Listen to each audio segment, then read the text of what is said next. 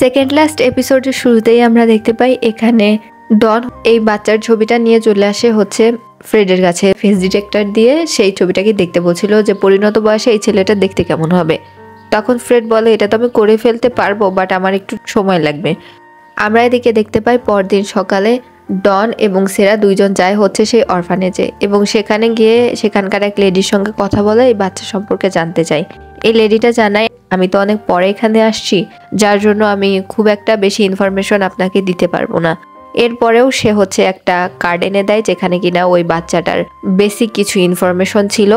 এখান থেকে আমরা দেখতে পাই যে তারা এইসব ব্যাপারে কথাই বলছিল। কিছু অরফানেজ বাচ্চা আসে এবং ডন ও সেরার সঙ্গে খেলতে চায় এবং তারা এই বাচ্চাগুলোর সঙ্গে খেলতে চলে যায়।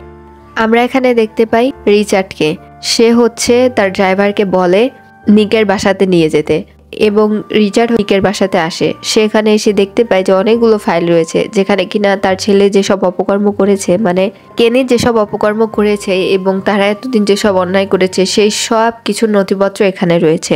সে ঘুরতে ঘুরতে দেখে যে একটা ফটো ফ্রেম টানানো রয়েছে। সেই ফটো ফ্রেমটার দিকে ভালো করে লক্ষ্য করে দেখে যে এটা তো রিচার্ডের মূলত তার এক এমপ্লয়ের সঙ্গে একটা অবৈধ সম্পর্ক ছিল এবং সেই এমপ্লয়টা প্রেগনেন্টও হয়ে যায়, তাদের একটা ছেলে সন্তানও হয়। এরপরে রিচার্ড হচ্ছে সেই এমপ্লয়ের সঙ্গে সকল ধরনের কথাবার্তা সম্পর্ক কাট অফ করে দেয়। আর সেই ছেলেটাই হচ্ছে নিক, মানে নিক রিচার্ডেরই আর একটা সন্তান। এরপরে আমরা দেখতে পাই হচ্ছে ডনকে, সে যাচ্ছিল তখন তার রাস্তা আটকায় হচ্ছে পুলিশ অফিসার। সেই পুলিশ অফিসার ডনকে বলে দেখো সেরা অনেক ইনোসেন্ট একটা মেয়ে, ও নিজের জীবনে অনেক কষ্ট করে আজকে এই পর্যন্ত আসছে। আমি চাই না যে ওর জীবনে কোনো ট্রাভেল আসুক। আমি জানি যে তুমি তোমার মায়ের কেসটা নিয়ে ইনভেস্টিগেট করছো, সেটা তুমি নিজেই করো, ওকে এর ভিতরে জড়িও না। তখন ডন বলে আচ্ছা আমি এই ব্যাপারটা দেখে নেব। এই কথা বলে তখন ডন এখান থেকে চলে যায়। অন্যদিকে আমরা হচ্ছে নিককে দেখতে পাই, সে তার বাসাতে প্রবেশ করে বুঝতে পারে যে তার বাসাতে কেউ এসেছিল। তার প্রথম সন্দেহটাই রিচার্ডের উপর যায়। সে তখন রিচার্ডের ড্রাইভারকে ফোন দেয় এবং বলে বস আমার বাসাতে এসে তার একটা জিনিস ফেলে গিয়েছে, এটা আমি বসকে দিতে যাব, কোথায় পাবো এখন বসকে? তখন ড্রাইভারটা বলে হ্যাঁ কালকে তো বস আপনার বাসাতে আমাকে নিয়ে গিয়েছিল, বস তো অফিসেই আছে। তখন নিক বলে আচ্ছা ঠিক আছে, তোমাকে আর বসকে কষ্ট করে কিছু বলতে হবে না, আমি গিয়ে জিনিসটা বসকে ফেরত দিয়ে দেবো। মানে নিক অনেক বেশি চালাক ছিল। এদিকে আমরা দেখতে পাই হচ্ছে ফ্রেডকে, যে কিনা সেই লোকটার ফেস ডিটেক্ট এখনো পুরোপুরিভাবে শেষ করতে পারেনি। ডন যখন তার কাছে এসে জিজ্ঞেস করে, ফ্রেড বলে আমি অনেক তাড়াতাড়ি এই জিনিসটাকে দেখছি। এরপরে ফ্রেড ডনকে বলে তুই কিন্তু অনেক বেশি দেরি করছিস। তখন ডন বলে আমি আবার কিসে দেরি করলাম? ফ্রেড বলে যে আমার মনে হয় তোকে এখন সেরাকে প্রপোজ করে দেওয়া উচিত। দেখ আমি কিন্তু জানি যে তুই সেরাকে পছন্দ করিস। এখান থেকে সিন কাট করে আমাদেরকে ডন এবং সেরাকে দেখানো হয়। সেরাকে হচ্ছে ডন ডেকেছিল, তারা দুইজন বসেছিল। এরপরে ডন হচ্ছে সেরাকে জিজ্ঞেস করে আচ্ছা সেরা আমাদের মাঝে সম্পর্কটা কি? তখন সেরা বলে আমাদের মাঝে সম্পর্ক আপনি আমার বস আর আমি আপনার এমপ্লয়ি আর আমি আপনার হয়ে কাজ করছি, এটাই আমাদের মাঝে সম্পর্ক। ডন বলে অন্য কি কিছু নেই? সেরা বলে যে মনে তো হয় না। এরপরে ডন আর নিজের মনের কথাটা প্রকাশ করতে পারে না। সিন কাট করে আমাদেরকে রিচার্ডকে দেখানো হয়। এখানে রিচার্ড হচ্ছে বসেছিল। এরপরে সে নিককে ডাকে এবং নিককে বসতে বলে। সে নিককে বলে যে আমি যে কালকে তোমার বাসাতে গিয়েছিলাম আমি জানি তুমি এটা ধরে ফেলেছো।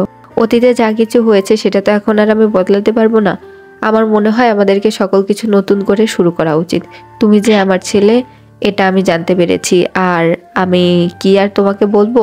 আমার মনে হয় যে এখন আর তোমাকে ওই বাসাতে থাকতে হবে না, তুমি আমার বাসাতে শিফট হয়ে যাও তোমার জিনিসপত্র নিয়ে। প্রথম আমাদের একটু অকওয়ার্ড লাগবে, কিন্তু পরে সব ঠিক হয়ে যাবে। এমনিতেও তুমি কেনিতের মতো আমার অন্য একটা সন্তান। এই কথাটা শুনে নিক অনেক বেশি খুশি হয়ে যায়। এরপরে আমরা হচ্ছে ডনকে দেখতে পাই, সেরাকে নিয়ে একজন টিচারের কাছে চলে যায়, যে কিনা ওই অরফানেজের চ্যাং যেই ক্লাসে পড়তো সেই ক্লাসের ক্লাস টিচার ছিল। সো এখানে তারা সেই চ্যাংয়ের ব্যাপারে জিজ্ঞেস করে।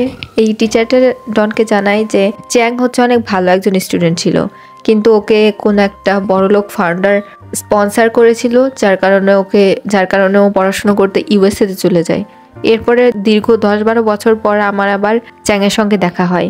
একদমই তার বেশ বদলে গিয়েছিল, আগের চ্যাং শেয়ার ছিল না। আর সব থেকে বড় কথা হচ্ছে সে নিজের নামটাকেও চেঞ্জ করে নিয়েছিল। তখন এই টিচারটা মনে করার চেষ্টা করে যে তার বর্তমান নাম কি, বাট সে মনে করতে পারে না। এই ইনফরমেশন নিয়েই ডন এবং সেরা হচ্ছে বের হয়ে যায়। এদিকে আমরা ফ্রেডকে দেখতে পাই, সে হচ্ছে ডনকে কল করে যে সেই লোকটার ফেস সে ডিটেক্ট করতে পেরেছে, আর সেই লোকটা আর কেউ না, সেই চ্যাং হচ্ছে বর্তমানে নিক। এখানে আমরা নিককে দেখতে পাই। সে হচ্ছে চলে যায় কেনিদের কেবিনে এবং সেখানে সে কেনিদের কেবিনে কেনিদের চেয়ারে বসে বলে যে এতদিন আমি এই দিনটারই অপেক্ষা করছিলাম। এখান থেকে আমাদেরকে একটা ফ্ল্যাশব্যাকের সিন দেখানো হয় যেখানে আমরা দেখতে পাই এই এঞ্জেল লেডি মানে ডনের মা হচ্ছে সে অরফানেজে যেত এবং সে এই কেনিদের সঙ্গেও কথা বলতো। কেনিদের অনেক বেশি মন খারাপ হতো যে সে অরফানেজে থাকে। কেনিত আগে থেকেই জানতো যে কেনিদের বাবাকে, তার বাবা তাকে নিতে আসে না।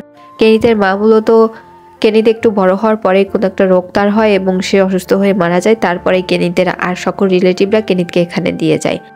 আর সে এই ব্যাপারটা নিয়ে একটু দুঃখী থাকতো। আর এই এঞ্জেল লেডি হচ্ছে কেনিতকে অনেক বেশি সান্ত্বনা দিত।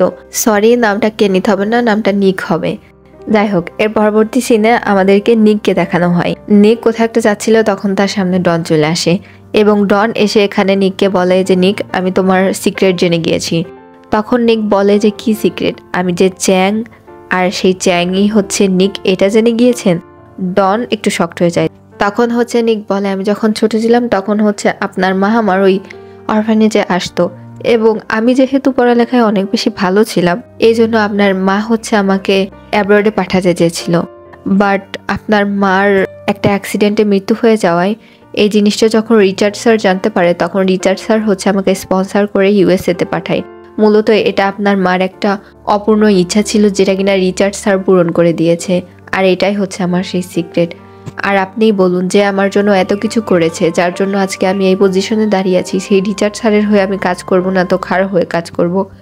এই কথাটা শুনে ডনই তো অনেক বেশি শকড হয়ে যায় এবং ডন তখন আর কোনো কথা না বলে এখান থেকে চলে যায়। এর পরবর্তী সিনে আমরা দেখতে পাই ডন হচ্ছে তার বন্ধু ফ্রেড এবং সেরাকে এসে বলে আসলে আমার মনে হয় নিক যে কথাগুলো বলছে সেগুলো সবই সঠিক, আর নিকের জায়গাতে অন্য কেউ থাকলে সেও এই কাজটাই করতো।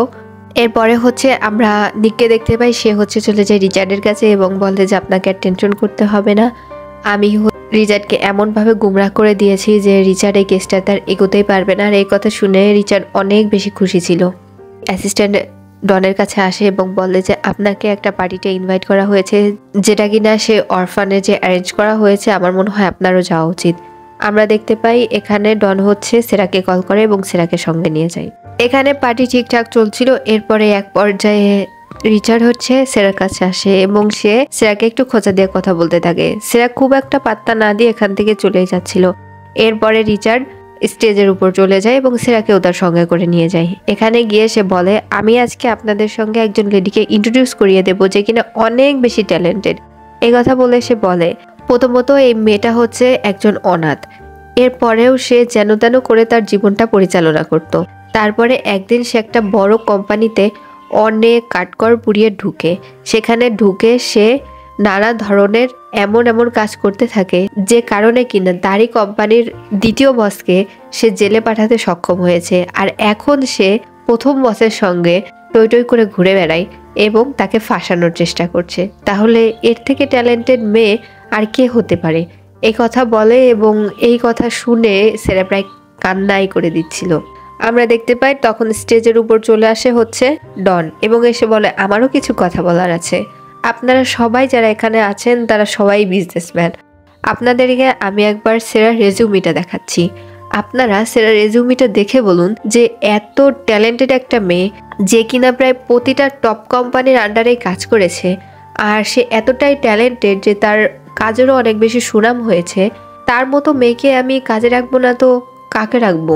কেনিতের মতো একজন অকর্মা ছেলেকে যে কিনা আমারই অফিসের কোটি কোটি টাকাকে মেরে দিয়েছে এবং নিজের পকেটে পুড়েছে, আর সেই দোষেই সে এখন পুলিশ কাস্টাডিতে রয়েছে।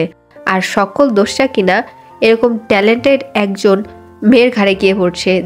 আমার মনে হয় সেরার মতো এমপ্লয়ি শুধু আমি না, আপনাদেরও হায়ার করা উচিত। আর এই কথাতে অন্যান্য লোকজনরাও ডনের সঙ্গে অ্যাগ্রি করে।